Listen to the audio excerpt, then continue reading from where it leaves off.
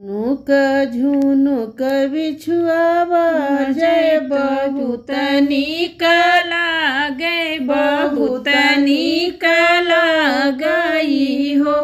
सखिया घुमरी घुमरी आवे पीर मैं केही काजो गाँव हो। सखिया घुमरी घुमरी आवे पीर मैं केही काजा गाँव हो।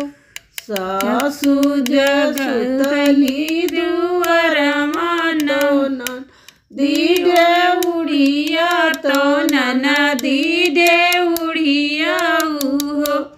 हे सखिया वही हरी सोमे गजाउआ बरी में केही काजा गाँव हो।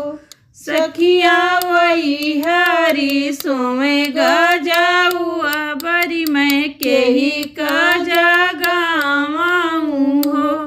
सखिया घुमरी घुमरी आवे पीर मैं केही काजा गाँव हो। वत बिहन पाहा फटत होरी ला जानमली है बबुआ जानमली है हो। वहिनी बजै लगे आनंद बधैया उठन लगे सोहर हो।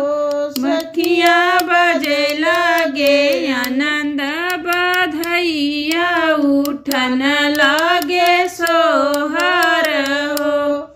सासु जी जो मैं नहुआ तो ननदी का घर बरिया तो ननदी का बरिया हो।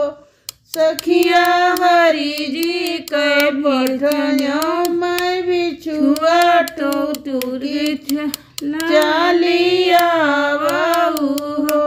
सखिया हरि जी के पठनियों में बिछुआ टूपुकी चलाया हो।